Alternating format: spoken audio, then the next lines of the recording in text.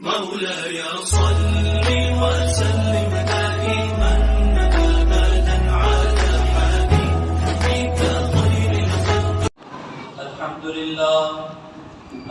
لله نحمده ونستعينه ونستغفره ونؤمن به ونتوكل عليه ونعوذ بالله من شرور أنفسنا ومن سيئات أعمالنا من يهده الله فلا مضل له ومن يضلله فلا هادي له ونشهد أن لا إله إلا الله وحده لا شريك له ونشهد أن سيدنا ونبينا وحبيبنا ومولانا محمدا عبده ورسوله الذي أرسل بالحق بشيرا ونذيرا وداعيا إلى الله بإذنه وسراجا منيرا.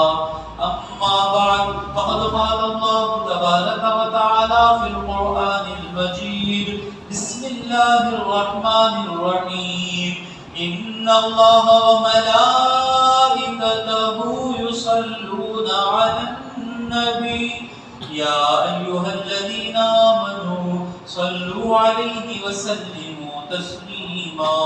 اللهم صل على سيدنا محمد وعلى آل سيدنا محمد وبارك وسلم. محترم سامعین کرام، اللہ رب العزت کا ہم پر بے انتہا فضل و احسان ہے کہ اس نے ہمیں محمد رسول اللہ صلی اللہ علیہ وسلم کا امتی ہونے کا فخر عظیم عطا فرمایا. دوستو، ہم اس کام کے لیے اب بیٹھے ہیں، انشاءاللہ جو بھی پونا گھنٹہ 1 گھنٹہ جو بھی بیٹھیں گے، اس کام کے بارے میں، یہ جو کام ہونے والا ہے اس کے بارے میں حضور کیا کہتے ہیں. متفق علیہ حدیث ہے. متفق علیہ حدیث کا معنی کیا؟ جو حدیث بخاری شریف میں بھی ہو اور مسلم شریف میں بھی ہو، اسے کہتے ہیں متفق علیہ. قرآن کی آیتوں کے بعد کسی بات کی ویلیو ہے شریعت میں، اسلام میں، تو متفق علیہ حدیث کی ہے، کوئی شک نہیں. بالکل یہ حضور نے کہا. کیا کہ اور راوی کون ہے اس حدیث کے؟ حضرت عثمان بن عفان رضی اللہ تعالی عنہ. ایسے جلیل قدر صحابی ہیں، ان کا ایک رشتہ ہے قرآن کے ساتھ. اگر آپ مزہ لے کر سننا چاہیں گے تو انشاءاللہ بتائیں گے کہ آپ کا کتنا گہرا رشتہ تھا قرآن کے ساتھ. تراویح میں 16 رکعت کے بعد کیا پڑھتے؟ جامع القرآن، قرآن کو جمع کرنے والے. کامل الحیاء والایمان، حیا اور ایمان میں کامل. ذو النورین، 2 نور رکھنے والے، یعنی حضور کی بیٹی سے نکاح ہوا بی بی رقیہ سے، پھر ان کے انتقال کے بعد دوسری بیٹی سے نکاح ہوا تھا. 2 بیٹیاں آپ کے نکاح میں آئی تھیں الگ الگ وقت میں. ذو النورین امیر المؤمنین سیدنا عثمان بن عفان رضی اللہ تعالی عنہ. تو انشاءاللہ آج وقت اجازت دے گا تو حضرت عثمان غنی نے کیا جمع کیا تھا، قرآن کس طرح جمع کیا تھا، اگر وقت اجازت دیا تو وہ بھی آپ سننے کی کوشش کریں گے. تو عثمان بن عفان رضی اللہ تعالی عنہ روایت کرتے ہیں کہ قال رسول اللہ صلی اللہ علیہ وسلم، حضور نے کہا خیرکم، تم میں اچھے کون ہیں؟ حضور کی نگاہوں میں اچھا کون ہے؟ حضور فرماتے ہیں کہ یہ عادت جس کے اندر ہو سمجھ جانا کہ وہ اچھا ہے. اگر گناہ کر بھی رہا ہے، یہ عادت ہے اور گناہ کر بھی رہا ہے تو انشاءاللہ سدھرنے کی چانس ہے. تو اچھا کون ہے؟ حضور فرماتے ہیں خیرکم، تم میں اچھا وہ ہے من تعلم القرآن، جس نے قرآن کو سیکھا، وعلمہ، پھر سکھایا. اب یہاں اس کے سوا کچھ کام نہیں ہو رہا ہے. نہ میں دولت کے لیے یہاں آیا ہوں، نہ آپ دولت کے لیے آئے ہیں، نہ میں کچھ کھانے کے لیے آیا ہوں، نہ آپ کچھ کھانے کے لیے آئے ہیں. صرف اور صرف میرا اور آپ کا مقصد کیا ہے؟ قرآن سیکھنا اور سکھانا. تو اس مجلس کو حضور کہتے ہیں بہترین مجلس. قرآن سیکھنا. قرآن سیکھنے کا سب سے بڑا مقصد کیا ہے؟ کہ قرآن کو سمجھنا. بڑا مقصد قرآن کو سمجھنا. قرآن کو سمجھنے کے بعد قرآن پر عمل کرنا اور ہمارے گھروں میں قرآنی زندگی آ جانا جو نہیں ہے. ہم اتنے دور ہو گئے قرآن سے کہ ہماری زندگی کا طریقہ زمانہ جس طرح چلا رہا ہے اس طریقے پر ہم چل رہے ہیں. ایک آدمی سے ملاقات ہوئی میری، بزنس مین تھے. اب جو لیبر سے کام لیتے نا، صبح ایک بات یاد رکھیں، پھر گئے بار بھی بولا، اس بار بھی میں کہنے والا ہوں، اگر ہم جو غلطی کر رہے ہیں، اس تفسیر میں حضرت نے مذاق اڑا کر اس کو غلطی کہا اور وہ عادت ہم میں ہے، تو میرے دشمن نہیں ہونا، میرا شکریہ ادا کرنا. اچھا حضرت شکریہ، میری غلطی بتا دی حضرت، کل سے سدھر جاؤں گا. میرا پرابلم یہ ہے کہ سنتے رہتے، چاہتے رہتے. جس وقت میرے منہ سے وہ بات نکلی جو ہم کر رہے ہیں غلطی، میں کرتا سو غلطی بول دی حضرت، اس کے بعد حضرت کی تفسیر کو نہیں جانا، یہ نہیں ہونا چاہیے. شاید اب میں جو بولنے والا ہوں کسی میں غلطی ہوگی، غلطی انسان کرے گا، اچھا حضرت اس کے بعد میں نہیں کروں گا. ایک نیک آدمی، نمازی آدمی، متقی آدمی، صبح 9 ساڑھے 9 سے لے کر شام کے 10 تک کام لے رہے. میں نے کہا اگر اس طرح 12 گھنٹے 13 گھنٹے آدمی یہاں پہ رہ گیا تو اس کے بچوں کی تربیت کون کرے گا؟ اس کی بیوی کو ڈاکٹر کے پاس کون لے کر جائے گا؟ اس کو کون نہیں حضرت مارکیٹ پورا ایسا ہے. میں بولا ہم مارکیٹ کے ساتھ جانے کے واسطے پیدا نہیں ہوئے، ہم قرآن کے ساتھ جانے کے واسطے پیدا ہوئے. قرآن کے ساتھ حدیث آئی، قرآن کے ساتھ مسائل آئے، تو ہماری زندگی میں مارکیٹ کیسا چل رہا ہے، زمانہ کیسا چل رہا ہے، یہ سوچنے کے لیے نہیں آئے. ہم قرآن کس طرح چلنے کو کہہ رہا ہے ویسا چلنے کے لیے آئے. جب حضور نکلے تنہا نکلے تھے نا، حضور جب آئے تو لڑکیوں کو زندہ دفن لایا جاتا تھا. حضور جب آئے تو عورتوں کو پراپرٹی کی طرح بیچا جاتا تھا. حضور جب آئے تو جو آدمی چچیرا بھائی ہے، یتیم لڑکی یتیم کزن اس کے انڈر میں ہے، تو اس کی دولت کے لیے اس سے شادی کرتا تھا. اتنا ظلم پھیلا ہوا تھا. حضور تنہا آئے اور حضور اس قرآن کے ساتھ رہے اور سارے عرب کو اس قرآن کے ساتھ لائے. تو ہم اس قرآن کو سمجھنا، پہلے ہر جگہ قرآن کی سے ہدایت دینا. ایک اور مثال سمجھیں کیسا قرآن سے ہدایت دینا. دوستوں کے ساتھ ہوٹل میں گئے کھانے کے لیے، اچار کی ضرورت پڑی. میں جو سپلائر سے نا بولا سر تبھی جو ہی بولتے نا جو پور کرتے تو نکلا، تو میرے ساتھی بولے حضرت ایسا برا بولے تو نام لا نہیں ہونے، اسے کیسا بلانا، انہیں باپ پور کہیں گے ارے بلّہ ایسا بولے تو حضرت چلتا. یہ سوچ زمانہ سوچا نہیں. حضور صلی اللہ علیہ وسلم کا طریقہ نہیں ہے. حضور کا طریقہ کیا ہے؟ کبروا الکبیرہ، جو عمر میں بڑا ہے اس کی عزت کرو. یہ حضور کا طریقہ ہے. میں جس آفس میں کام کرتا تھا وہاں آفس بوائے، ہماری عمر کچھ 28-27 سال کی تھی، وہ جو آفس بوائے تھے ان کی عمر 45 سال کی تھی.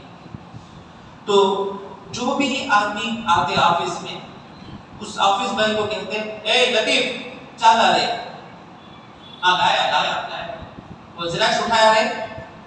سب سے 10 سال 15 سال کا بڑا آدمی. اور ہماری عادت کیا تھی؟ گھر کا قرآن کی سوچ تھی، بچپن سے گھر میں سکھاتے بڑے لوگوں کی عزت کرنا. لطیف بھائی ذرا چال لیں گے، لطیف بھائی ذرا زیراکس اٹھا لیں گے. اب یہ زمانے کا کلچر. اور دوسرا شیطان کیا کرتا، وہ جو اس کو بلاتا رے آ رہے ادھر، اسے جلدی بھاگ کو جاتا آدمی. انسان کیا کرتا معلوم، دبکتے سو آدمی کو اس کے دبکنے کو کمزوری سمجھتا ہے. انسان شریف کو اس کی شرافت کمزوری سمجھتا ہے. انسان نہیں کرنا. تو وہ لوگ جو اس کی عزت نہیں دیتے ان کا کام عزت سے کرتے، لایا سر، رکھا سر، یہ کرا سر، وہ کرا سر. اور جو آدمی اسے عزت سے کہہ رہا ہے اس کو بتا تم کو ہاتھ نہیں ہے تم جا کے لائے گا نہیں. ہاں اب شیطان آتا سیکنڈ میں، ویسا کرے تو نہ دبکتا. جب شیطان سبب ذہن میں آ گیا، شیطان کو ہٹاؤ، قرآن کے ساتھ چلو. جب تک رہے اس کے ساتھ ایسا ہی رہے. اس کا نتیجہ کیا نکلا؟ جب ہم ریزائن کر واپس آئے تو کوئی دوسرا ریزائن کیا تو اس کے آنکھوں میں آنسو نہیں تھے. جب ہم ریزائن کر کے آ رہے تھے، اللہ تم کو اچھا رکھے گا وسیم، تم تم جہاں بھی جاؤ گے اللہ تم کو سلامت رکھے گا. یہ جو دعائیں ملتی ہیں یہ قرآن کی بدولت ملتی ہے. قرآن شروع میں دکھتا ہے کہ عزت نہیں ملی، لیکن ایسی عزت ملتی ہے قرآن پر چلنے سے کہ اللہ تبارک ہمیشہ زندگی بہار کی ہو جاتی ہے. تو قرآن کو سمجھنا پھر قرآن پر عمل کرنا. اس کا مطلب یہ نہیں کہ صرف قرآن پڑھنے سے کوئی ثواب نہیں ملے گا. حضرت عبداللہ ابن مسعود رضی اللہ تعالیٰ عنہ سے مروی حدیث ہے، امام ترمذی نے اس کو صحیح کہا. فرماتے ہیں قال رسول اللہ صلی اللہ علیہ وسلم کہ حضور اکرم صلی اللہ علیہ وسلم فرماتے ہیں من قرأ جس نے پڑھا حرفا من کتاب اللہ اللہ کی کتاب کا ایک حرف جس نے پڑھا لہو حسنۃ اسے ایک نیکی ملے گی والحسنۃ الی عشر امثالها اور ایک نیکی جو ملی نا اس نیکی کو اس جیسی 10 نیکیوں کا ثواب ملے گا. اور پھر فرماتے ہیں حضور نے کہا لا اقول لكم الف لام میم حرف، میں یہ نہیں کہتا کہ الف لام میم ملا کر ایک حرف ہے. الف حرف لام حرف میم حرف. الف لام میم جو قرآن پڑھنے کی نیت سے پڑھا اسے 30 نیکیاں مل گئی. کو نیکیاں ہم کو پھر پیسے ملے تو خوشی ہے. صحیح میں بولو، اگر ہم بولیں جو الف لام میم پڑھے گا اس کو 30 روپے ملیں گے، اگر بول دوں میں اور ریزرو بینک کی تجوری یہاں لا کر رکھ دوں، مسجد بھر جائے گی. قرآن کو پلٹ کو بھی دیکھتا نہیں سونے قرآن پڑھنا شروع کر لے گا. میں 10 سورے پڑھا، میں قرآن پڑھا، وہ لوٹ کے چلے جائیں گے کیونکہ وہ پیسوں کی ہمارے ذہن میں ویلیو ہے. اللہ کرے کہ ہمارا دل ایسا منور ہو جائے کہ نیکی کی ویلیو ہمارے دل میں آ جائے. ہوتا ہے کئی ایسے لوگ ہیں جن کے آج بھی زندہ ہیں، کئی ایسے لوگ جن کی نگاہوں میں نیکیوں کی ویلیو پیسوں کی ویلیو سے زیادہ ہے. یہ نیکیوں کا کیسی ضرورت رہے گی معلوم؟ ان نیکیوں کی اللہ اکبر محشر کے میدان میں دکھے گا. ترازو میں ایک نیکی کم ہو جائے گی، ایک نیکی کے لیے آدمی بھاگے گا، اپنا باپ نظر آ جائے گا. ابا ابا ایک نیکی دو، چلو چلو چلو کہیں تم کو میں ایک نیکی دے دیا تو کہیں مجھے نہ کم پڑ جائے. ایک ایک نیکی کے لیے آدمی بھاگے گا. اور اس وقت کوئی ایسا بھی ہوگا کہ جو آ کر کھڑے گا اس کے پلے میں نیکی نہیں ہوگی، گناہ ہی گناہ ہوگے. اب کہاں سے جا کر نیکی لے کر آؤں میں؟ تو اس وقت ایک خوبصورت جمیل حسین چہرے نورانی چہرے والا ایک شخص آئے گا. آ کر ایک کاغذ چیٹھی لپٹ کے اس کی نیکیوں کے پلے میں رکھ دیا جائے گا. جو بھی رکھا جائے گا نیکیوں کا پلہ بھاری اور گناہوں کا پلہ کم. کامیاب. کہ آپ کون ہیں جو اس وقت مجھے نیکی دیے؟ کہیں گے کہ میں تمہارا رسول ہوں محمد صلی اللہ علیہ وسلم. زندگی میں ایک مرتبہ تم نے میری محبت میں درود پڑھا تھا، وہ درود مدینہ مجھے پہنچا تھا، اس درود کی میں حفاظت کر کے رکھا ہوں. اب تمہیں جب ضرورت پڑی ہے تب دیکھ رہا ہوں. نیکیاں بڑھائیے. رابعہ بصریہ رضی اللہ تعالیٰ نے سب اونچی باتیں ہیں، وہ سب ہمالیہ پہاڑ پر پہنچنے کے بعد کی باتیں ہیں. ہم تو پہلا اسٹیپ بھی نہیں رکھے نا، تو پہلے اسٹیپ میں نیکیاں گن گن کر جمانا، نیکیاں گن گن کر جمانا. اور نیکیاں کیا کرتی ہیں؟ ان الحسنات یذھبن السیئات، نیکیاں برائیوں کو ہٹا دیتی ہیں. گناہ کرنے کرنے کرنے برائیاں جمتی ہیں. حضور فرماتے ہیں گناہ ہو گئے ہیں نا، توبہ کر لیے نا، اب ان گناہوں کو مٹانا ہے نا. جو جو نیکیاں آئیں گی نیکیاں گناہ کو مٹا کر جا کر نامہ اعمال میں بیٹھے گی. تو قرآن سمجھنا انشاءاللہ سمجھنے کے لیے آگے. اس کا مطلب یہ نہیں کہ قرآن دیکھ کر جو سمجھے بغیر پڑھتے ہیں اس کا ثواب نہیں ہے، یہ نہیں کہہ سکتے.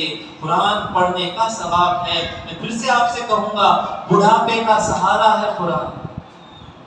کئی بوڑھے لوگ گھنٹے گھنٹے قرآن رکھ لے کر بیٹھے رہتے ہیں، پڑھتے رہتے ہیں. ان کا دوست رہتا ہے قرآن، قرآن میں مزہ ملتا ہے. تو اگر قرآن نہیں آتا ہے، قرآن پڑھنا نہیں آتا، بالکل حیا نہیں کرنی ہے. حضرت کو اللہ سلامت رکھے، علماء سلامت ہیں، ان کے پاس بیٹھیں اور قرآن سیکھیں. قرآن سکھانے والے CBSE کے فیس کی طرح دیتے ہیں 70-5,000. آنکھیں بند کر کو جا کے دیکھیں. وہ ٹی شرٹ ہونا 800 روپے اسپورٹس کو پہننے کے واسطے لائن میں کھڑے ہوئے رہتے ہیں. کیا سکھائیں گے سو بابا بلیک شپ ٹوئنکل ٹوئنکل لٹل اسٹار. اصل ٹوئنکل ٹوئنکل پڑھے LKG کو 70,000. LKG میں کیا سکھاتے باپ؟ یا نیوٹن کا تیڈلا سکھاتے. بولو بات نیوٹن کا تیڈلا کیا کہتا ہے؟ مذاق کے لیے کہہ رہا ہوں. نیوٹن کا تیڈلا کون بتائے گا؟ جو بھی بتائے گا میرے پاس کچھ بھی نہیں ہے دینے کے لیے، جیب خالی ہے. نیوٹن کا تیڈلا کیا کہتا ہے؟ اگر کچھ پیسہ ہوتا تو دے دیتا. جو 30 سال کے نیچے ہیں امام صاحب کے سوا، جو 30 سال کے نیچے ہیں تو تھوڑا ہاتھ اٹھائیں. 30 سال کے نیچے لوگ اونچا ہاتھ اٹھانا. یہی لوگوں سے میرا سوال ہے. وہ بچے بھی باپ دونوں مل کر کہتے ہیں آبا پڑھا تو نیوٹن کا تیڈلا بولتے نہیں. کیسا پڑھنا معلوم؟ اللہ کے فضل سے پڑھنا تو ہمیشہ یاد رکھنے کے لیے پڑھنا. For every action there is an equal and opposite reaction. یہ پڑھنے کے لیے LKG میں 65,000 70,000 خرچہ کرتے کیا نہیں؟ LKG میں کیا سیکھ کر آتے؟ بیٹ کیٹ کے لیے 70-5,000 ہے. سورہ فاتحہ سورہ بقرہ کے لیے 70-5,000 نہیں لیتے حضرت. اور کئی حضرت ایسے ہیں جو کچھ بھی لیتے ہیں. ان کا مقصد ہی کیا ہے؟ خیرکم من تعلم القرآن وعلمہ. جو قرآن سیکھے اور سکھائے.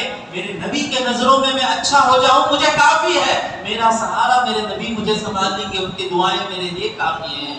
تو قرآن سیکھنا.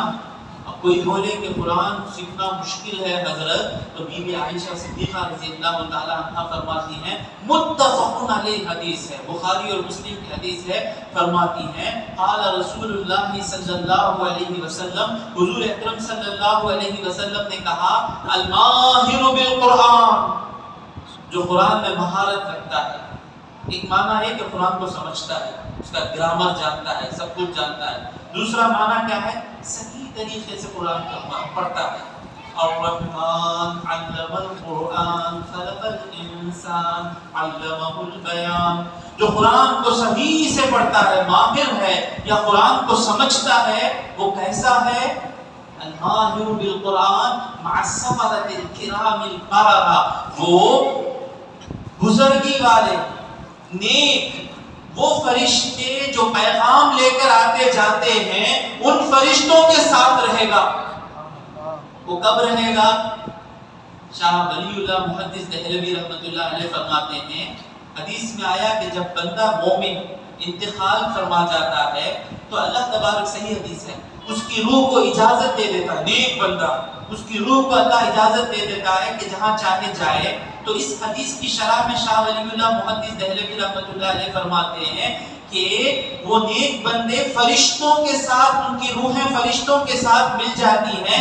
فرشتے جہاں جہاں لوگوں کی مدد کے لیے جاتے ہیں، وہ روحیں بھی ان کے ساتھ جاتی ہیں. تو جو بندہ قرآن میں ماہر ہے انشاءاللہ، وہ انتقال ہونے کے بعد وہ فرشتے جو اللہ کے پیغام الہام دلوں میں ڈالتے ہیں، ان کے ساتھ ان کی روحیں جم جائیں گی. یا وہ دنیا میں ہی رہیں گے، ان کے ساتھ یہ فرشتے ان کے ساتھ زندگی گزاریں گے. ہمارے ساتھ فرشتے رہتے ہیں. حضور نے کہا کہ تمہارے جب دین کی باتیں سنتے رہتے تو کبھی رونگٹے کھڑے ہو جاتے نا. اب رونگٹے کھڑے ہوتے مدراس میں اردو ختم کو دفن ہونے سے پہلے مسجد میں چہرہ دکھاتے نہیں. آخری ٹائم کو کبھی دیکھنا ہے تو دیکھ لو، ہماری اردو مر گئی ہے مدراس میں. اسے کفن غسل دے دیے، کفن پہنا دیے، دفنانے سے پہلے چہرہ رکھے ہیں. میرے طرح لوگ جن کو اردو آتی نہیں ہے، وہ اردو میں بیان کر کے اس کا پوسٹ مارٹم کرنے کے بعد دفنائیں گے. رونگٹے کھڑے ہو جائیں گے. کیا معنی ہے رونگٹے کھڑے ہو جائیں گے؟ ہمارے اردو میں بولو حضرت. اسی لیے میں یوٹیوب سے پرہیز کرتا ہوں. ریکارڈ کر رہے ہیں کہ کہاں کہاں جائے گا، لکھنؤ میں بھی جائے گا اگر کوئی دیکھے. کیا یہاں کی اردو بول رہے ہیں نا. اب میں اس کا خیال کر کے اپنی اردو فصیح کر لوں تو میرا مجمع مجھ سے چھوٹ جائے گا. کیا ندیم بھائی کیا بولتے رونگٹے کھڑے ہو جانے کی یہاں کی اردو میں؟ آم میں کانٹے آ گئے. کان میں کانٹے آ جاتے تھے، کانٹا نہیں۔ تو جو اللہ کی باتیں سنتے وقت، قرآن سنتے وقت، نصیحتیں سنتے وقت جب آنکھ میں رونگٹے کھڑے ہو جاتے ہیں، حضور فرماتے ہیں اس لیے ہوتے ہیں کہ ایسے بندوں کے دلوں کو فرشتے دیکھتے ہیں اور ان سے مصافحہ کرتے ہیں۔ سبحان اللہ۔ سمجھ میں آیا نا؟ تو بی بی عائشہ فرماتی ہیں کہ جو ماہر ہے وہ ان فرشتوں کے ساتھ ہوگا، والذی یقرأ القرآن ویتتعتع فیہ، اور جو قرآن پڑھتا ہے اور بڑی مشکل ہوتی ہے اسے قرآن پڑھنے میں، وہو شاق لہ، اور قرآن پڑھنا اس کے لیے مشکل ہے، یعنی قاف کا لفظ نکلتا نہیں، جیب موٹی ہے، زبان موٹی ہے، تھا نہیں آتا، آ نہیں آتا، آ نہیں آتا، لیکن وہ کوشش کرتا رہتا ہے۔ تو دو لوگ ہیں، ایک قرآن کو اچھی طریقے سے پڑھ رہے ہیں اور دوسرے آدمی ہیں ان کو اچھی طریقے سے پڑھنا نہیں آتا لیکن کوشش کر رہے ہیں۔ جو صرف اچھی طریقے سے پڑھتے ہیں اسے ایک نیکی ہے، جو کوشش کر پڑھتے ہیں حضور فرماتے ہیں فلہ اجران، اس کے لیے 2 نیکیاں ہیں۔ سبحان اللہ۔ تو کوشش، قرآن کے ساتھ کوشش کرتے رہیں گے تو ہمارا رشتہ قرآن کے ساتھ اور جڑتا رہے گا۔ اور دیکھیں دل کے ساتھ، دل جم کر قرآن پڑھیں گے تو وہ سننے کے لیے فرشتے آ جاتے ہیں، آتے ہیں۔ 2 لوگوں نے کہا میری زندگی میں، 2 لوگوں نے کہا، میں کچھ نیک آدمی نہیں، جو بڑے بڑے بزرگ آتے ہیں ویسا میں نیک آدمی نہیں ہوں، چھوٹا آدمی ہوں۔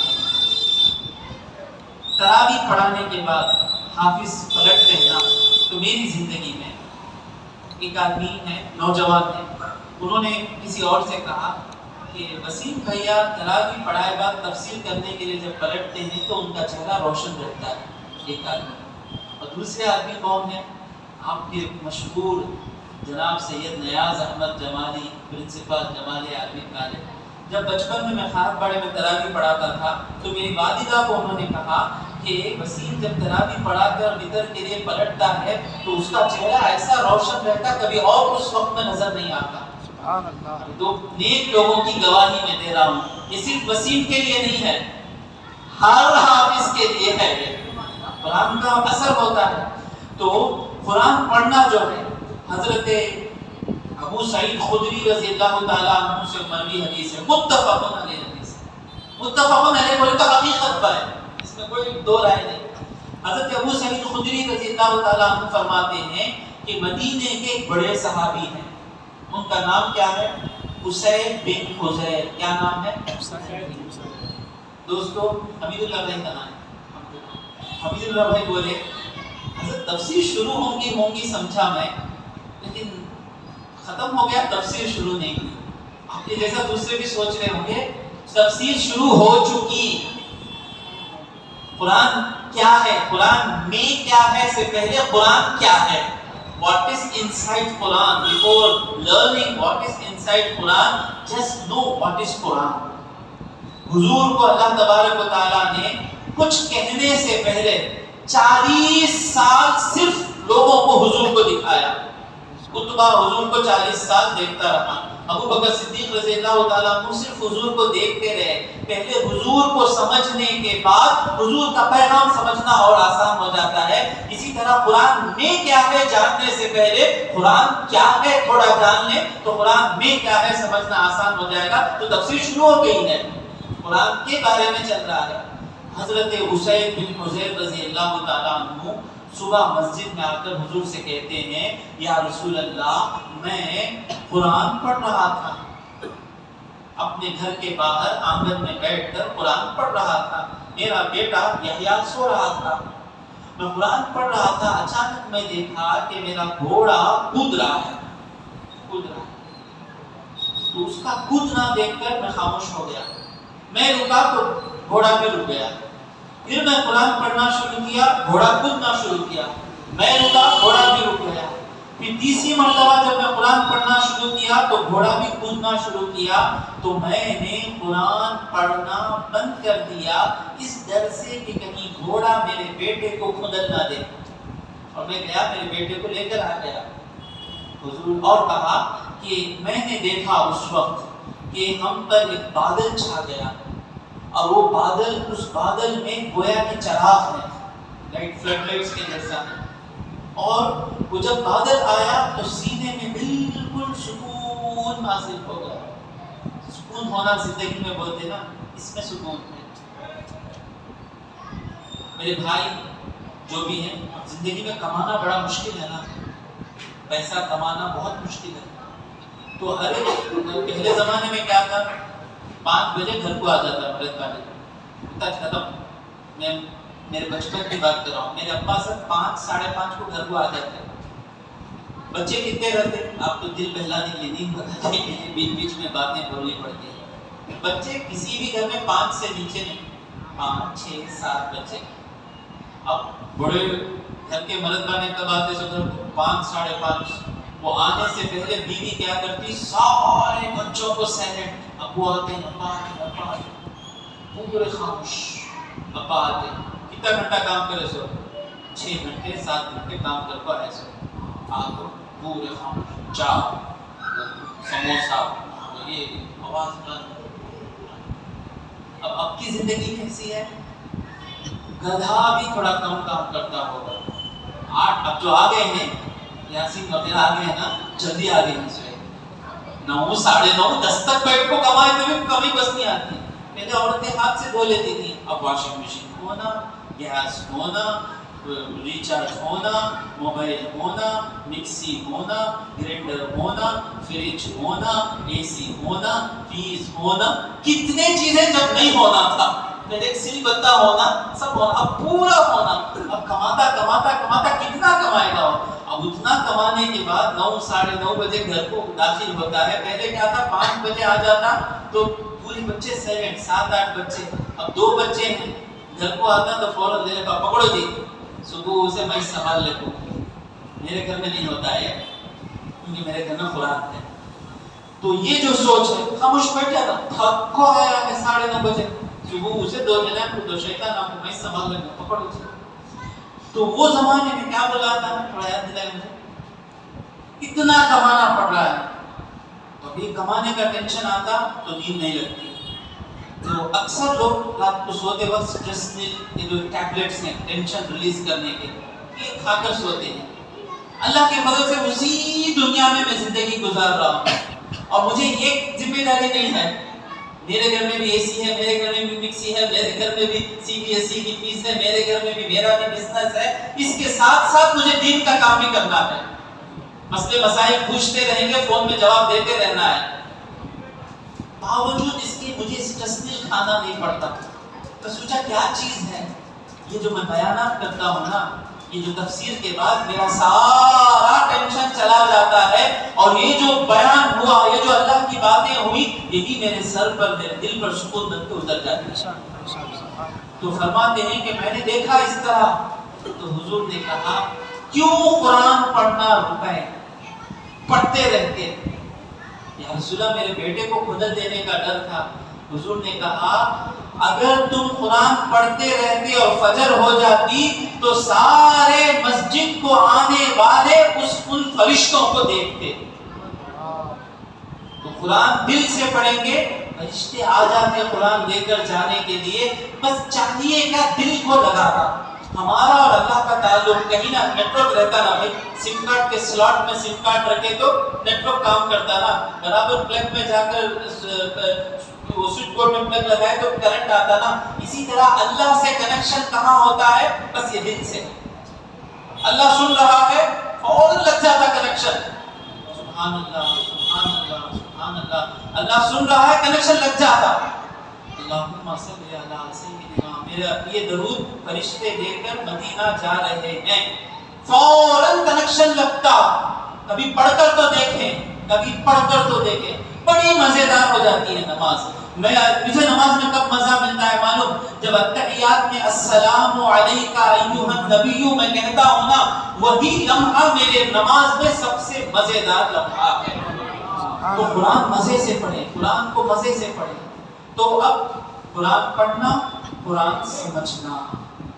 اب یہ جو قرآن ہے اللہ تبارک و تعالیٰ نے حضور اکرم صلی اللہ علیہ وسلم کو وحی کے ذریعے سے اتارا۔ وحی کسے کہتے ہیں؟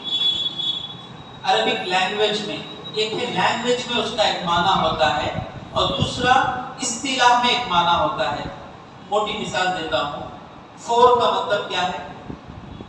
فور انگلش ڈکشنری میں فور کا مطلب کیا ہے؟ 4.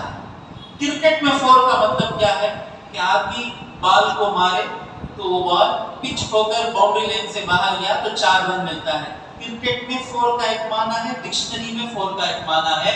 اسی طرح عربی زبان میں وحی کا ایک معنی ہے، شریعت میں وحی کا ایک معنی ہے. وحی کا معنی کیا ہے؟ چھپا کر کسی کو کوئی بات بتانا، اسے کہتے ہیں وحی. اسے کہتے ہیں وحی. اور شریعت میں وحی کسے کہتے ہیں؟ شریعت میں اللہ تبارک و تعالی کی طرف سے جو چیز مومن کے دل میں چھپا کر ڈال دی جائے اس کو وحی کہتے ہیں. لیکن اس کا استعمال جب بھی وحی کہیں گے تو موسیٰ علیہ السلام کی والدہ کے دل میں جو اللہ بات ڈالا اس کا معنی نہیں لیں گے، اس کو ہم کہیں گے الہام. نبی کے علاوہ جس کے بھی دل میں باتیں ڈالی جاتی ہیں اسے کیا کہتے ہیں؟ الہام. اور وحی کو خاص کر دیا گیا جو بات اللہ تبارک و تعالی نبی کو بتائے امت کی ہدایت کے لیے، اس کو کیا کہتے ہیں؟ وحی کہتے ہیں. اور اللہ تبارک و تعالی یہ وحی کیسے پہنچاتا ہے؟ اللہ تبارک و تعالی قرآن مجید میں کہتا ہے آپ جتنا آپ کے چہرے فریش رہیں گے میں کامیڈی کی طرف نہیں جاؤں گا، سبجیکٹ پر رہوں گا. تھوڑے لوگ ابھی کیسا مجمع کیسا ہے معلوم، تھوڑے ہیں اکیڈمکشن جو پوائنٹ ٹو پوائنٹ سننا چاہتے ہیں اور تھوڑے ایسے ہیں 3 منٹ میں نیند آ جاتی ہے. اور میں کیسا ہوں، وہاں سے لے کر وہاں تک کے چہرے دیکھ رہا ہوں. ایک میرا پرابلم ہے چہرے دیکھ کر بیان کرنا. ایڈوانٹیج کیا ہے؟ مجمع کو کنٹرول کرنے کی کوشش کرتا ہوں. حضرت ٹائم کیسا گیا معلوم نہیں ہوا. ڈس ایڈوانٹیج کیا ہے؟ ایک بھی آدمی ایسا سوتا ہوا نظر آ جائے آدھا کانفیڈنس میرا گر جاتا. آپ بے فکر نہیں، آپ تھک کر رہے سوئے تو میں دوسرے آدمی کو دیکھ لوں گا. میں بھی چنتا ہوں اس میں سے چند چہرے ایسے رہتے ہیں جو غور سے سنتے ہیں، ان چہروں سے میں کام بنا لوں گا میرا. تو کامیڈی میں نہیں کرنا تو آپ کو غور سے سننا ضروری چیزیں ہیں. ریکارڈ بھی اس لیے ہو رہا ہے کہ یہ لے لیں اس کے بعد یہ تمام چیزوں کو ذہن میں رکھنا ہے. اللہ فرماتا ہے قرآن مجید میں وَمَا كَانَ لِبَشَرٍ أَن يُكَلِّمَهُ اللَّهُ، کسی انسان کے شان نہیں ہے کہ اللہ اس سے بات کرے، إِلَّا وَحْيًا، سوائے وحیًا وحی کے ذریعے، أَوْ مِنْ وَرَاءِ إِلَّا وَمَا كَانَ لِبَشَرٍ أَن يُكَلِّمَهُ اللَّهُ إِلَّا وَحْيًا أَوْ مِنْ وَرَاءِ حِجَابٍ، یا پردے کے پیچھے سے اللہ تبارک و تعالیٰ وحی دیتا ہے. تو یہ کیا ہے؟ اللہ تبارک و تعالیٰ نبی سے بات کرتا ہے، اللہ اور نبی کے بیچ میں آڑ رہتی ہے. جیسے موسیٰ علیہ السلام کو اللہ تبارک و تعالیٰ نے جب موسیٰ علیہ السلام کی اسپیشلٹی کیا ہے؟ کلیم اللہ، اللہ سے بات کرنے والے نبی. محمد الرسول اللہ کے بعد صرف ایک نبی ہے جو اللہ سے ڈائریکٹلی گفتگو کرتے تھے. تو موسیٰ علیہ السلام جب اللہ سے بات کیے طور پر تو آگ میں سے آواز آئی، نورانی آگ تھی، اس کے اندر سے آواز آئی کہ میں تمہارا اللہ ہوں. تو آگ جو ہے وہ اللہ نہیں ہے، وہ آگ جو ہے پردہ ہے. تو حضور اکرم صلی اللہ علیہ وسلم سے اللہ تبارک و تعالیٰ نے معراج میں بلا کر اس پردے کے بغیر ڈائریکٹ بات کی. یہ 2 نبیوں سے اللہ تبارک و تعالیٰ، یہ بھی ایک طریقہ ہے وحی دینے کا. اور دوسرا کیا ہے؟ دل میں ڈال دینا. یہ دل میں ڈالنا 2 طریقوں سے ہوتا ہے. یہ خواب میں نظر آتا ہے اور دوسرا کیا ہے؟ فرشتہ لے کر آتا ہے. 3 قسم. ایک اللہ ڈائریکٹ بات کرتا ہے پردے سے، اور دوسرا کیا ہے؟ ایک خواب میں نظر آتی ہے بات، اور تیسری چیز کیا ہے؟ فرشتہ لے کر آتا ہے. تو حضور فرماتے ہیں سب سے پہلے جو مجھے وحی آنا شروع ہوئی، یعنی 40 سال میں اقرا بسمی نازل ہونے سے پہلے مجھے اچھے سچے خواب نظر آنے لگے. میں خواب دیکھتا، صبح اٹھتا تو میں جو دیکھا وہی میرے سامنے ہوتا. کسی کو مرتا ہوا میں دیکھتا، جیسے مرتا ہوا دیکھتا، آنکھیں کھلتی 1 دن یا 2 دن کے بعد اسی طرح وہ مرتا ہوا نظر آتا. کسی کو بچہ پیدا ہوتا ہوا نظر آتا. خواب میں صبح ہوتی تو ہر چیز جو میں خواب میں دیکھتا تھا وہ نظر آتا. اسے کہتے ہیں سچے خواب. اور حضور فرماتے ہیں کہ سچے خواب جو ہے نبوت کا ایک حصہ ہے. نبوت تو حضور صلی اللہ علیہ وسلم کے پردہ فرمانے کے بعد کوئی نبی نہیں آئے گا، لیکن یہ جو سچے خواب دیکھنا ہے نبی کے صدقے میں نیک آنکھوں کو، ولیوں کے آنکھوں کو، نیک لوگوں کے آنکھوں کو سچے خواب نظر آتے ہیں. کبھی کبھار آپ غور کریں، کوئی چیز سامنے ہوتی ہے تب ہم سوچتے ہیں کبھی ہو سکا ہے نہیں، سوچتے کسی جگہ جاتے، کوئی آدمی دکان کھولتا ہے، کچھ دکان کہیں دیکھ ہی سکا ہے نہیں، ایسا ہوتا. تو مطلب کیا ہے کہ کبھی کبھار ہمارا دل کا کنیکشن لگ جاتا ہے، جو ہونے والا ہے وہ ہم کو نظر آ جاتا ہے. تو پہلی طریقہ کیا ہے؟ خواب میں نظر آتا. ایک مثال آپ بولیں حضور کے علاوہ دوسرے نبی کی کوئی ایسی مثال بولیں کہ خواب میں وحی دی گئی ہو. یوسف علیہ السلام ماشاءاللہ کہ دیکھا کہ 11 ستارے اور چاند اور سورج آپ کو سجدہ کر رہے ہیں. اس کی تعبیر کیا تھی کہ بھائی سب سجدہ کیے. ابراہیم علیہ السلام کو حکم خواب میں ہوا کہ میں دیکھ رہا ہوں اسماعیل کہ میں تم کو ذبح کر رہا ہوں. تو مطلب کیا ذبح کرنا ہوگا، جو نبی دیکھتے ہیں خواب میں وہ ہوگا. تو مطلب یہ ہوگا کہ مطلب اسماعیل علیہ السلام کو تیار ہونا ہے ایک خواب کے ذریعے سے. اور دوسری چیز کیا ہے؟ اللہ بالذات بات کرتا ہے. اور تیسری چیز کیا ہے؟ فرشتے کے ذریعے. فرشتے کے ذریعے جو وحی آتی ہے اس کی بھی 3 قسمیں ہیں. ایک قسم کیا ہے؟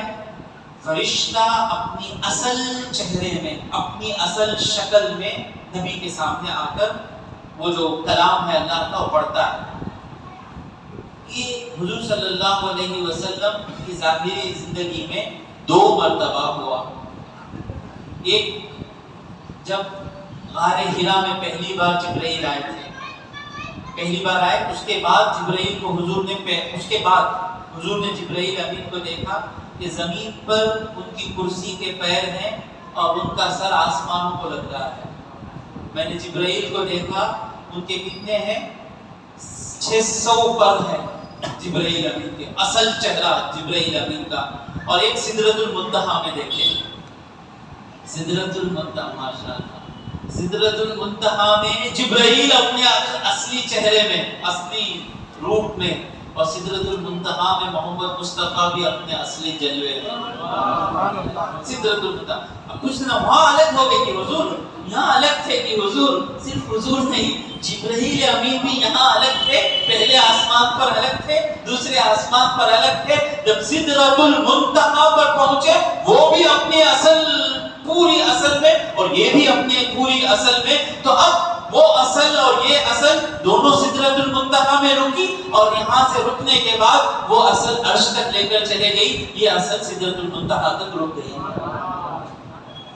تو 2 مرتبہ حضور نے جبرائیل امین کو اصل چہرے میں دیکھا، اور کئی مرتبہ جبرائیل امین انسان کی شکل میں آتے. صحابہ سمجھتے کہ کوئی صحابی آئے ہوئے ہیں. دحیہ کلبی کی شکل ایک صحابی ہے، دحیہ کلبی کی شکل میں اکثر حضور اکرم صلی اللہ علیہ وسلم آیا کرتے تھے. لوگ سمجھ جبرائیل امین، جبرائیل ایسا روک دو، فوراً روک دو، جبرائیل امین آیا کرتے تھے. تو اور بھی باتیں آتی رہیں گی، آپ پوچھیں گے کہ تفسیر کب شروع ہوگی. پیاری حدیث جبرائیل میرے ذہن میں آ رہی ہے، لیکن آپ بعد میں بولیں، مجھے جو آتا بولو حضرت، نہیں ٹاپک پہ بولو حضرت. حدیث جبرائیل کو آ رہی ہے، وہ اللہ کی طرف سے آ رہی ہے، لیکن میں اپنا قیاس کرتے ہوئے روک رہا ہوں. تو فرشتہ انسان کی شکل میں آتا ہے. لوگ سمجھتے ہیں کہ وہ کیا ہے، وہ انسان ہے، لیکن حضور کو معلوم رہتا ہے کہ فرشتہ ہے. اور تیسری چیز کیا ہے؟ فرشتہ انسان کی شکل میں نہیں آتا.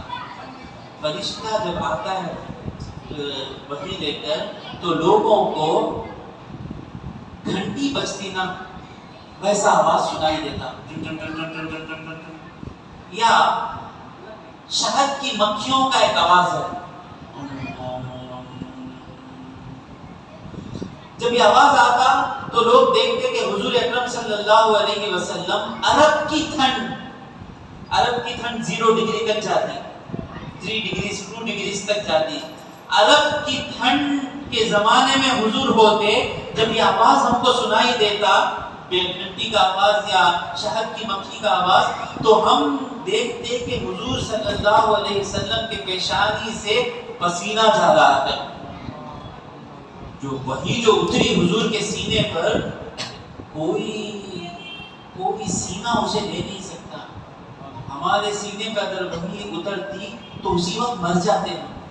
اللہ کہتا ہے لو انزلنا هذا القرآن، اگر ہم اس قرآن کو اتارتے علی جبل، پہاڑ پر، لرأیتہ، اے حبیب تم ضرور دیکھتے، خاشعا، وہ ڈر جاتا، متصدعا، کانپنے لگتا، من خشیت اللہ. یہ قرآن پہاڑ ہمالیہ پر اترتا تو ہمالیہ نہیں سنبھال سکتا.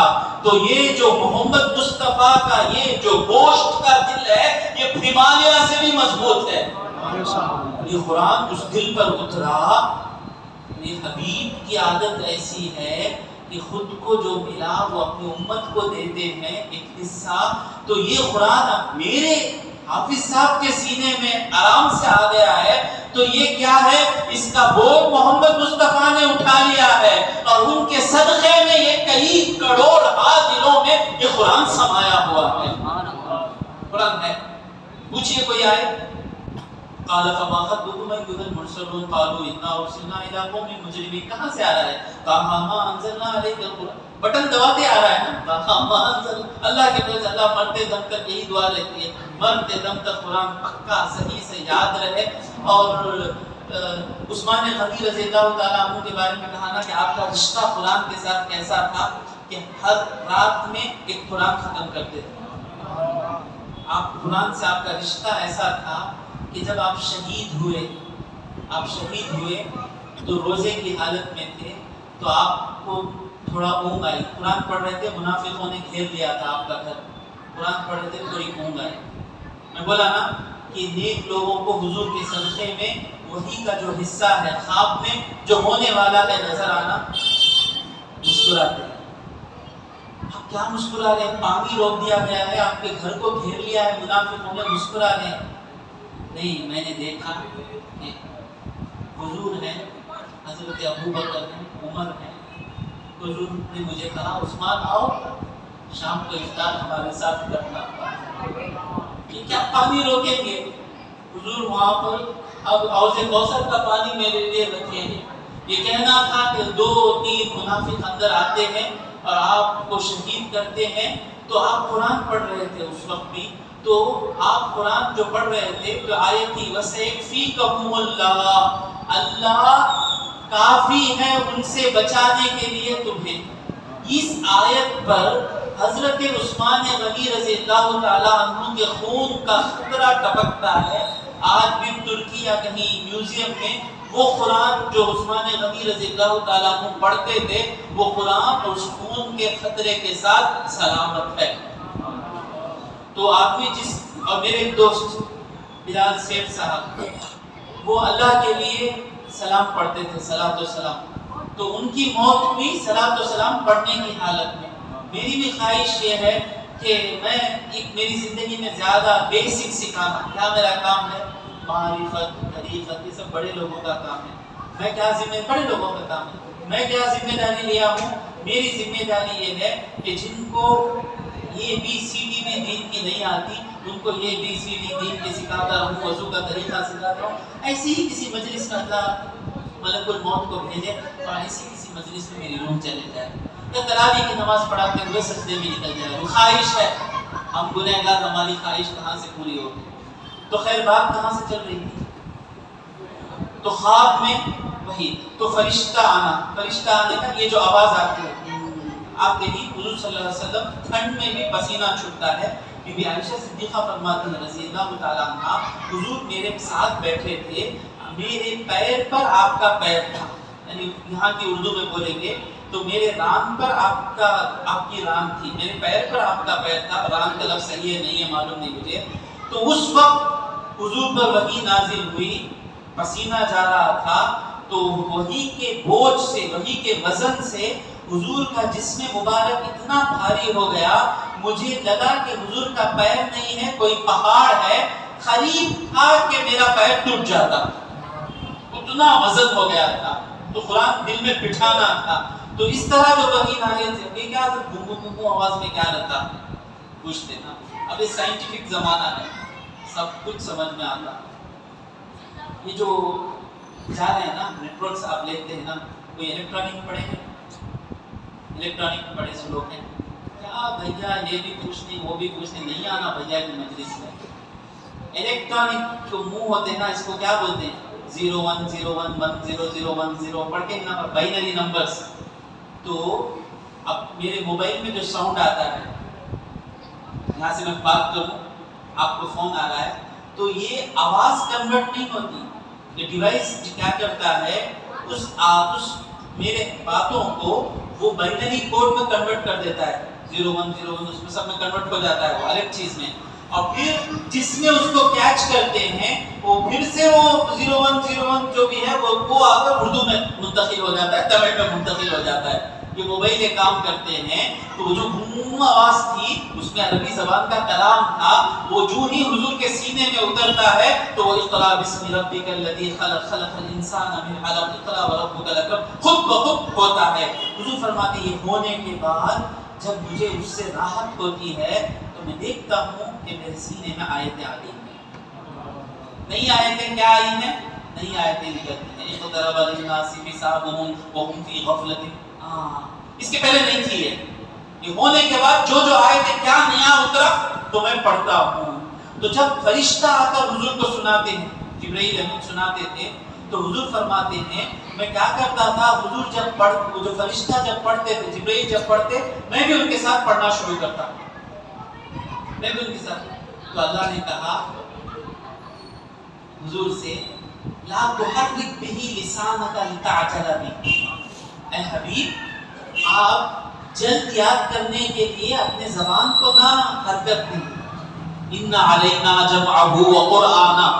اس قرآن کو آپ کے سینے میں بٹھانا یہ ہمارا کام ہے، اور پھر اس کو پڑھانا یہ ہمارا کام ہے. اب بس جبرائیل کا سنیں، وہ دل میں ہم بٹھائیں گے اور دل سے ہم پڑھائیں گے. تو اس طرح وحی نازل ہوتی. تو حضور صلی اللہ علیہ وسلم وحی آنے کے بعد جو کاتبین وحی تھے، جن کو لکھنا آتا تھا، ان لوگوں کو بلا کر حضور صلی اللہ علیہ وسلم وحی لکھواتے تھے. اب پھر ہم غار حرا پر جاتے ہیں. آپ کا ٹائم ختم ہو گیا سوالوں. بے فکر، without any hesitation, without any formality, tell me to stop. I will stop. We will carry next week. If you want to continue, then after 9:25 کے اوپر نہیں ہوگا انشاءاللہ. اگر ہو سکے، اگر آپ کو اس میں کوئی سوال آتا ہو یا کوئی چیز آپ سمجھ رہے ہیں حضرت بولتے ہیں وہ اسلام سے ٹکراتی ہوئی نظر آتی ہے، تو 9:15 کو ایک بریک ہوگا. اس میں آپ کو کوئی سوال ہے، اس جو میں نے پونے گھنٹے میں یا تفسیر کی مجلسوں میں کوئی بات کہا وہ آپ کو غلط لگی یا کوئی آپ کو سوال آیا، تو یہ جو 15 منٹ 9:15 کو جو بریک آئے گا، اس بریک میں آپ کو سوال مجھ سے پوچھ سکتے ہیں. کوئی ذہن میں بات رہ گئی تو ہوتا ہے ایسا. میں ایک جگہ بیان کرا، میں بول رہا تھا سید کو زکات نہیں دینا. کیا بول رہا تھا میں؟ سید کو زکات نہیں دینا، سید کو زکات نہیں دینا. 5-6 مرتبہ بول دیا. بیان ختم ہوگا، بارش برس رہی تھی، میں انتظار کر رہا تھا گھر کو جانے کے لیے. ایک آدمی آ کر پوچھا حضرت اب سید کروڑ پتی نہیں، انہوں زکات نہیں دیے تو غریبوں کو کیا ملے گا؟ 70 مرتبہ بول دیے سید کو زکات نہیں دینا. اب یہ کیا سمجھے؟ سید زکات نہیں دینا. اب وہ ایک مسئلے میں ایسا سمجھ گیا وحی ہو رہی ہے، جبرائیل ہو رہے ہیں، خواب ہے، سب چل رہا ہے. اب اس میں کیا کیا سمجھ کر ہے معلوم نہیں. تو کہیں آپ کو غلط سمجھے نظر آئے، آئندہ ہفتہ بھی اگر لگے کہ حضرت کوئی بات غلط بتا دیے ہیں، فوراً آ کر پوچھ لیں، انشاءاللہ اس ٹاپک پر جواب ملے گا. تو اب حضور صلی اللہ علیہ وسلم فرماتے ہیں کہ 40 سال کی عمر جب قریب ہوئی، یعنی جب 35 سال یا 36 سال ہوئے، تو مجھے دنیا میں دل نہیں لگتا تھا. تو میں توشہ لے کر تنہا غار حرا، کہ بہت سے لوگ گئے ہوں گے، میں دور سے دیکھا اونچا پہاڑ ہے، اس پہاڑ میں غار ہے، اس غار میں چھپ کر بیٹھ کر میں اللہ کو یاد کرتا تھا. اسے کہتے ہیں خلوت. کیا کہتے ہیں؟ خلوت کے بعد ہی اللہ سے قرب نصیب ہوتا ہے. جب تک ہم کو مجمع میں نماز کا مزہ ہے، مجمع میں اچھی نماز پڑھتے، گھر میں رہے تو نیچ پڑھتے. پہلی چیز کیا ہے؟ نیچ پڑھتے. پڑھے تو بھی جھبا بھی نہیں، بنی بھی لنگی پہ ٹک پڑھتے. تو یہ نہیں ہے. مومن اللہ سے قریب کب ہوگا؟ اس کی خلوت کی نماز مجمع کی نماز سے اچھی ہونا. اور مومن کو تنہائی پسند آنا. مومن کو کیا پسند آنا؟ تنہائی. میرے بڑے بھائی میرے بھائی جناب سید نیاز احمد صاحب، ابھی ان کی عمر 50 سال ہے، اور ابھی کہہ رہے ہیں میں پرنسپل شپ چھوڑ دوں گا. کیوں حضرت؟ نہیں، خلوت میں رہنے کو دل کر رہا ہے، لوگوں سے بیزارگی رہتی ہے. اللہ والوں کو پیر و مرشد کا تفسیر کا ہے، میں وہاں پہ نہیں جانا چاہتا. خلوت اکیلا رہنا پسند آ جاتا ہے. تو حضور کہتے ہیں کہ مجھے اکیلا رہنا پسند آ گیا. میں دوشا لے کر چلے جاتا تھا، اور کبھی زیادہ دن ہو جاتے تو میری بیوی اللہ ان کے قدموں پر ہماری مائیں قربان بی بی خدیجہ رضی اللہ تعالیٰ عنہ، زیادہ دن ہو جاتے تو کھانا دے کر وہ پہاڑ میں دیکھا. ہم جوانی میں چڑھنے کے لیے سوچتے ہیں تو وہاں کھانا پانی لے کر پہنچتی اور مجھے کھانا پانی دے کر آ جاتی تھی. اسی طرح کئی سال گزرتے تھے، میں آتا پھر وہیں پہ بیٹھ کر اللہ کی عبادت کرتا رہتا. تو ایک مرتبہ میں دیکھا کہ ایک فرشتہ میرے سامنے آیا ایک آدمی. اس نے مجھے اٹھایا اور اس نے مجھے اٹھا کر سینے سے لگایا اور سینے سے لگا کر مجھے دبایا زور سے.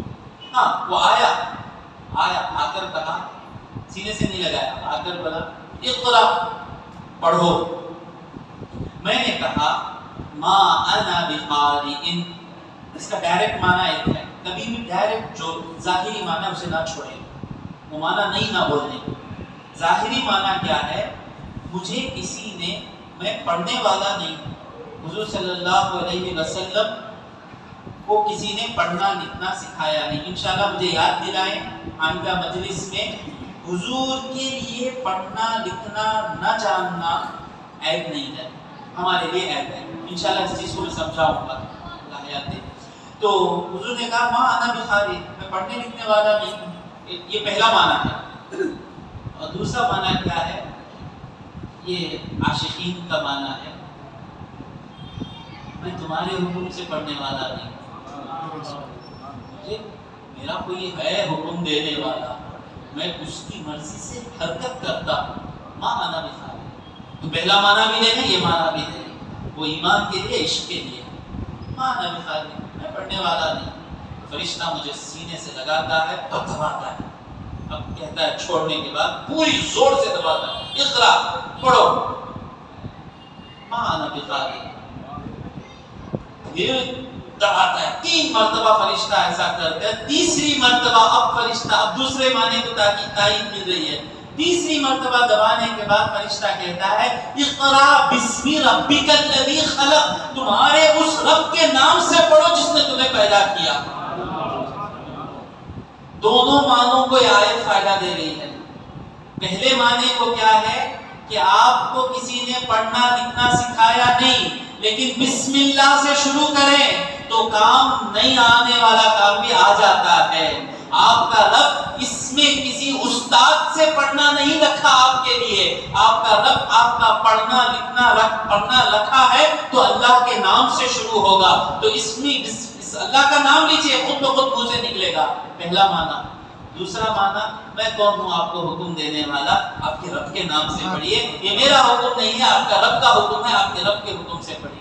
اقرا بسم ربک الذی خلق خلق الانسان. یہ آیت نازل ہوئی.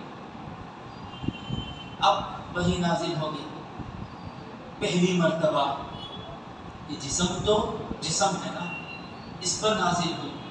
تو وہی آ کر ہم سنتے ہیں تو صرف سنتے ہیں، حضور کے سینے میں بٹھا دی جاتی ہے. گویا کہ اوپن ہارٹ سرجری ہوتی ہے، وہ سینے میں رکھ دیا جاتا ہے.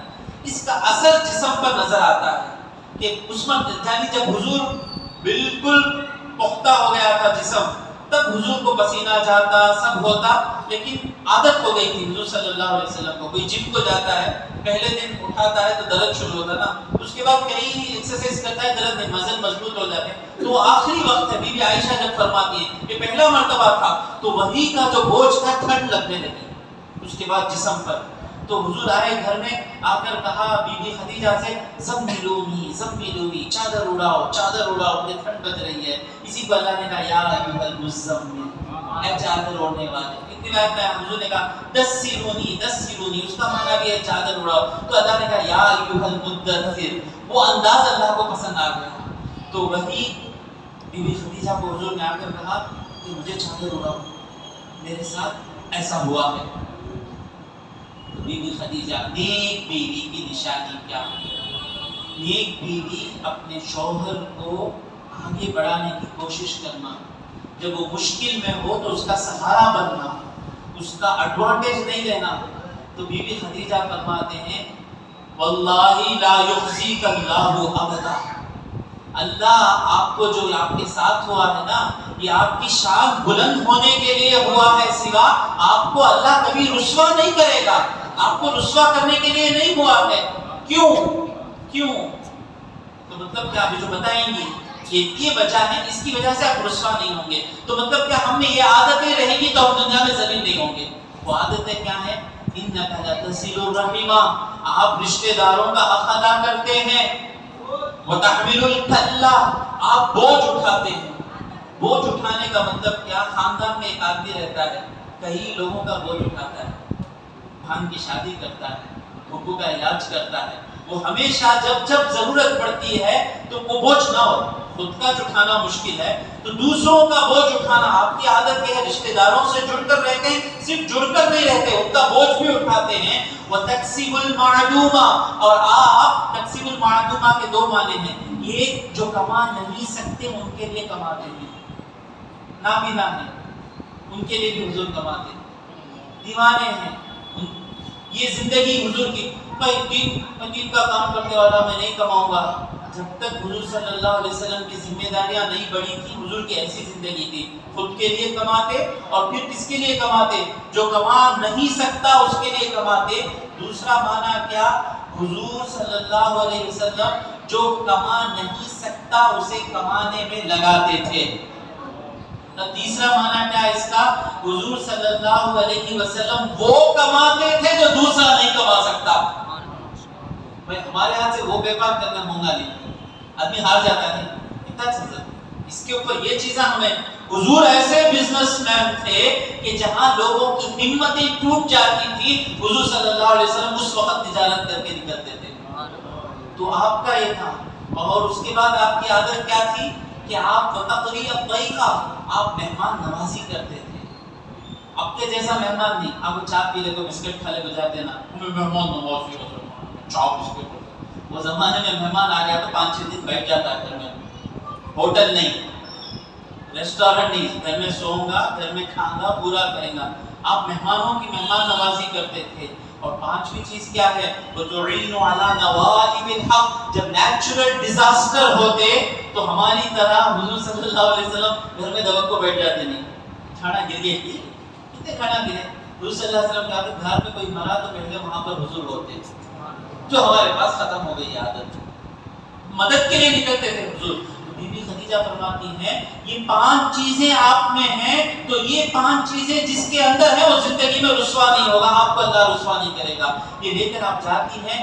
آپ کے چچیرے بھائی ورقۃ بن نوفل جو کرسچن تھے، لیکن حضور کے آنے سے پہلے تک وہ کرسچن جو عیسیٰ علیہ السلام کی پیروی کر رہے ہیں وہ مومن ہیں. حضور کے آنے کے بعد کنڈیشن ہے کہ حضور کی بات سننا. تو وہ نبی کا انتظار کر رہے ہیں، جو انجیل میں لکھا ہوا ہے ان کے پاس لے کر جاتی ہیں. فرماتی ہیں کہ میرے شوہر کے ساتھ ایسا ایسا ہوا ہے. آپ کہتے ہیں بتاؤ کیا ہوا؟ ایسا ہوا ایسا ہوا. آیا سینے سے لگایا کہ بتایا هذا هو الناموس الذي اتى الى موسى. یہ وہی فرشتہ ہے جو موسیٰ علیہ السلام کے پاس آتے تھے. اچھا آپ نبی ہیں، اگر کاش میں زندہ ہوتا تو آپ کی قوم جب آپ کو بستی سے نکالے گی اس وقت میں آپ کا ساتھ دیتا. میری قوم مجھے بستی سے نکالے گی. وہ قوم کیسی تھی معلوم؟ وہ قوم حضور سے کتنی محبت کرتی تھی معلوم؟ ہر ایک باپ اپنے بچے کو نصیحت کرتا تھا دیکھو محمد کے جیسے ہو جاؤ صلی اللہ علیہ وسلم.